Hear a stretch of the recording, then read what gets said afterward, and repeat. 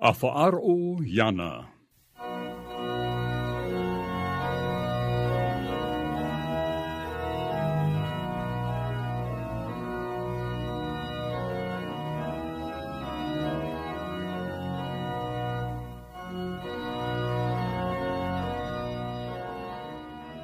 Te titao maru atu nei, te autahe no te metia, o Yehoe la communauté du Christ.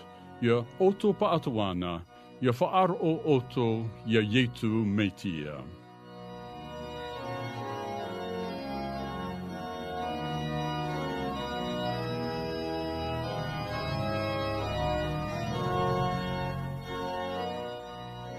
E hapir a te ie no te ira au te evaneria a yetu metia. E te aura no te rera I tō tato nei ano tau. E na te whatu tato e haamait e, a wharo ai tato I tanara mau prao.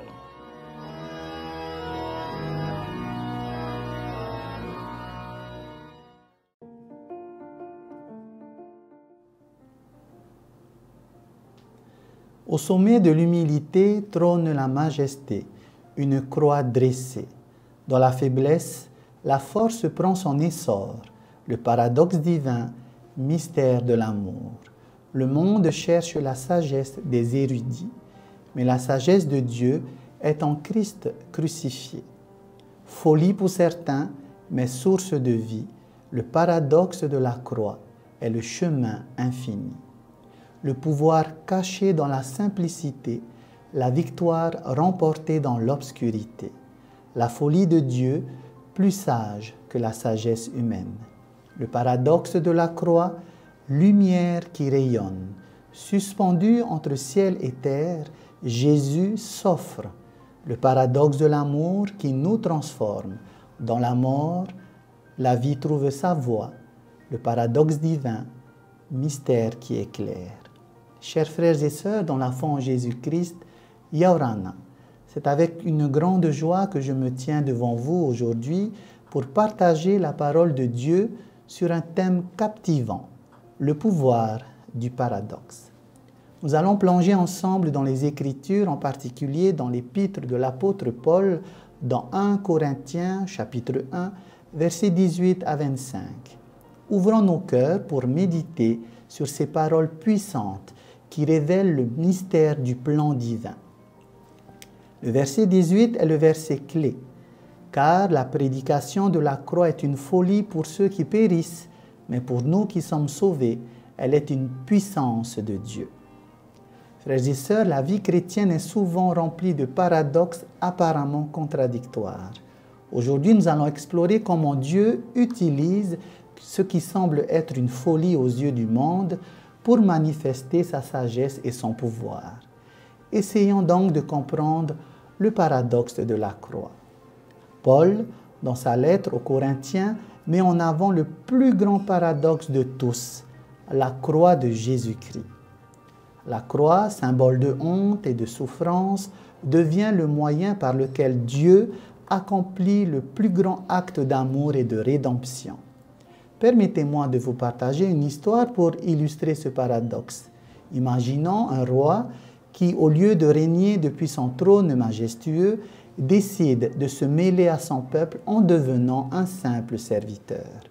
Il sacrifie son confort pour partager les fardeaux de ses sujets. Ce roi, bien qu'ayant tout pouvoir, choisit l'humilité pour révéler un amour incommensurable. La croix, souvent incomprise par le monde, incarne la sagesse supérieure de Dieu. Elle défie nos attentes et nous invite à voir au-delà de l'apparence extérieure. La folie de la croix réside dans sa capacité à transformer la mort en vie, la faiblesse en force. Notre relation avec Dieu commence par l'acceptation de ce paradoxe où la puissance émerge de l'apparente faiblesse. De même, Dieu, dans sa sagesse infinie, a choisi la croix comme moyen de réconciliation avec l'humanité. La sagesse du monde considère cela comme une folie, mais pour nous, c'est le pouvoir salvateur de Dieu. Au verset 21, nous lisons Car puisque le monde, avec sa sagesse, n'a point connu Dieu dans la sagesse de Dieu, il a plu à Dieu de sauver les croyants par la folie de la prédication.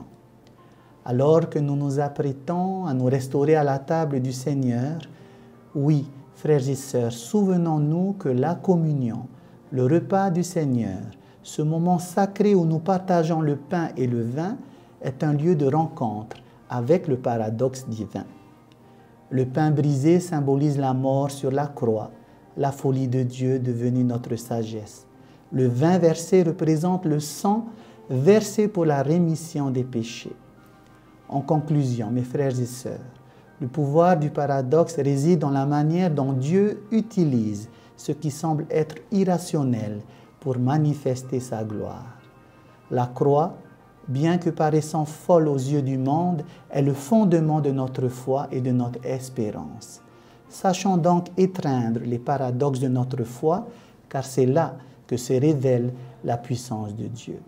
Que cette réflexion nous pousse à vivre dans la confiance, sachant que Dieu utilise ce qui semble être une folie pour accomplir ses desseins divins. Au nom de Jésus-Christ, notre Seigneur et notre Sauveur. Amen.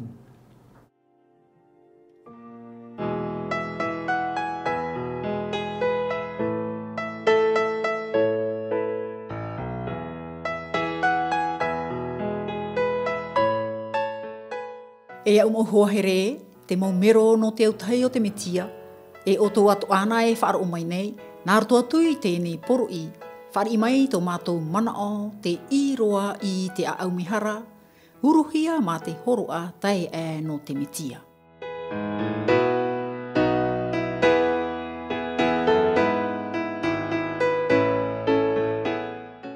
Te hinaro nei mātou, ia riro te i teime no otou, no te whaatapura a, te ho e area ti aituru, te oa oa, te hau e te here. I te oa o Ietu Metia. Amen.